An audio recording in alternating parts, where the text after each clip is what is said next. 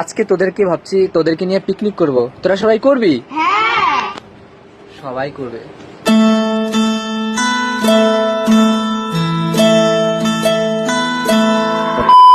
নমস্কার, আমি প্রসেনজিৎ দাস। আমাদের দু ভাইয়ের মিষ্টি ব্লগে তোমাদের সবাইকে স্বাগত। আজকে পড়তে বসে আমার এক ছাত্রী আমাদের জন্য কিছু পেয়ারা নিয়ে এসেছিল, শুধুমাত্র আমার জন্য নয়, আমাদের সবার জন্য। তারপর পড়তে বসে আমি সবাইকে পরীক্ষা নিচ্ছিলাম। তারপর পরীক্ষা নিয়ে আমাদের তাড়াতাড়ি ছুটি হয়ে গেল। তারপর আমার খুব ইচ্ছা করছিল মন থেকে এদের সঙ্গে একটু আনন্দ করার। তখন হঠাৎ করেই ওদেরকে বললাম, আজকে তোদেরকে ভাবছি তোদেরকে নিয়ে পিকনিক করব। তোরা সবাই করবি? হ্যাঁ। সবাই করবে। আচ্ছা, তাহলে আজকে কেউ বাড়ি যাবি না? হ্যাঁ, ঠিক আছে। আজকে পিকনিক করবো তাহলে। ঠিক আছে। যেহেতু আগে থেকে আমি কোনো প্ল্যানিং করিনি, কি করব কি না করব সত্যি বুঝতে পারছিলাম না। তবে সবার সঙ্গে যেহেতু আনন্দ করতে চেয়েছি, একটু ভালো সময় কাটাতে চেয়েছি, কি করব কি না করব বুঝতে পারলাম না। সবাই মিলে গোল টেবিল বৈঠক বসলাম যে কি করা যায়। তারপর আমাদের বাজেট ছিল 100 টাকা। সেই 100 টাকা দিয়েই আমরা আনন্দ করব। তবে আমি ওদের বলেছি আমি কিছু করব না, আমি সবসময় তোদের কাছে থাকবো, কিন্তু তোরাই সমস্তটা করবি। সবার প্রথমে চলে এলাম দোকানে। এসে ওদের টাকা দিয়ে বলেছি, তোরা যা কেনাকাটি করার কেন, আমি কিছু জানি না। তারপর ওরা কিনলো 3 প্যাকেট চাউমিন। যেহেতু 100 টাকার বাজেট, আমাদের সমস্তটাই হিসাব করে তারপর করতে হবে। তারপর নিল 3টে ম্যাগি মশলা এবং 3টে ডিম। সব মিলিয়ে আমাদের খরচ হলো 95 টাকা। আরো 5 টাকা বেঁচে গেছে। তারপর তাড়াতাড়ি করেই যাচ্ছিল, যেহেতু আমাদের বিকালে পড়ানো এবং ছুটি হয়ে গেছে একটু আগে। তবে সন্ধ্যা লাগার আগে তাড়াতাড়ি করতে হবে। বাড়ি এসে সবাই চলে আসলো জ্বালানি গোছাতে।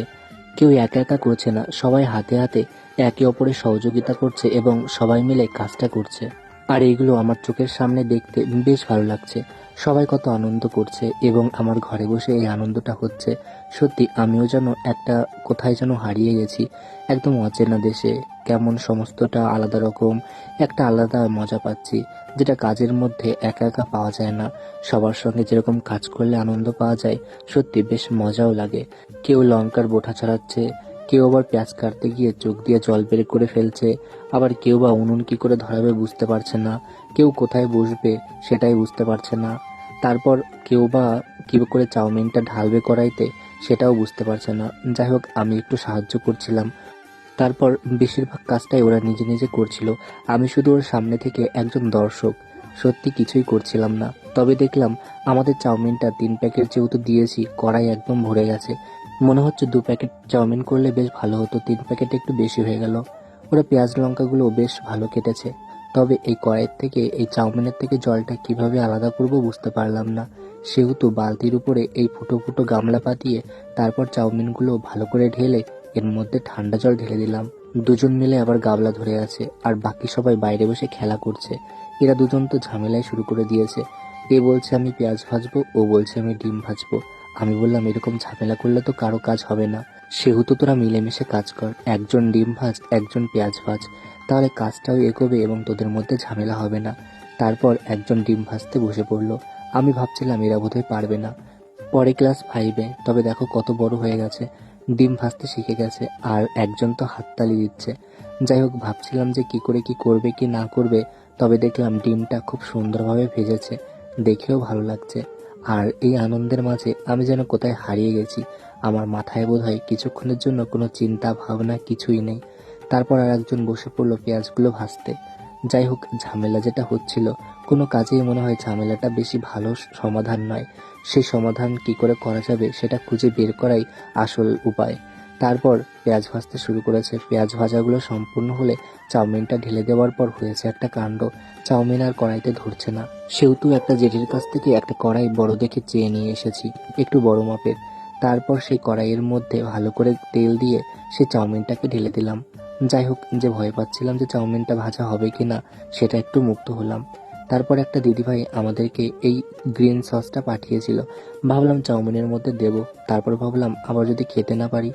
তারপর সেটাকে না দিয়ে ডিম ভাজা করে রেখেছিলাম সেটা দিয়ে সবশেষে একটু ম্যাগি মশলা দিয়ে দিলাম। আমাদের সাদামাটা চাউমিন রেডি। এবার একটু খেয়ে দেখতে বললাম কেমন হয়েছে। যাই হোক, বলেছে ভালো হয়েছে। তারপর এই প্লেটগুলো আমাদের ঘরে কবে থেকে পড়ে রয়েছে, আমরা আর ব্যবহারই করি না, কারণ কিছু জিনিস আছে আমাদের ব্যবহারই আসে না। সেহেতু ভাবলাম আজকে প্লেটগুলো বের করি, জানো খুব যত্ন করে এগুলো মা কিনেছিল। সেহেতু এই প্লেটগুলোতেই ভাবলাম সবাইকে খেতে দেবো। তবে জায়গা যেহেতু কম একটু একটু পড়ে গেছে। যাই হোক, তারপর কিষান সস এবং সেই দিদিভাইয়ের পাঠানো সেই সসগুলো দিয়ে সবাইকে বললাম সবাই এক এক করে প্লেট তুলে নাও, আর সবাই প্লেট নিয়ে চলো আমার ঘরে। এখানে বসে সবাই দাঁড়িয়ে খেতে পারবে না, অনেকটা সমস্যা হবে।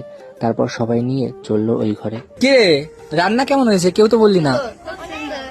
যাই হোক, ওদের হাসি মুখগুলো এবং ওদের খাওয়া দেখে আমার বেশ ভালো লাগলো, আর আমি এই আনন্দের মাঝে সত্যি কোথায় যেন বিলীন হয়ে গেলাম। আর বললাম, তোদের কি বাড়ি যেতে হবে না? সন্ধ্যা তো লেগে গেছে। যেতে হবে না, আজকে থেকে যা। না, বললো না, আমরা সবাই বাড়ি যাব। যাই হোক, ওরা ভাবছিল সত্যি সত্যি ওদেরকে রেখে দেবো, তেমনটা নয়। যাই হোক, ওদের একটু আনন্দ দিতে পেরে আমার একটু ক্লান্তি হয়েছে, তবে আমারও খুব আনন্দ লেগেছে। সত্যি আনন্দ ভাগাভাগি করে নিলে আরো আনন্দ বহুগুণে বেড়ে যায়। তারপর সবাইকে বাড়ি পাঠিয়ে আমি একটু খেতে বসলাম। সত্যি ওদের যে হাসি মুখগুলো সেগুলোই চোখের সামনে বারবার করে ভেসে উঠছিল, আর বেশ ভালো লাগছিল আজকের দিনটা।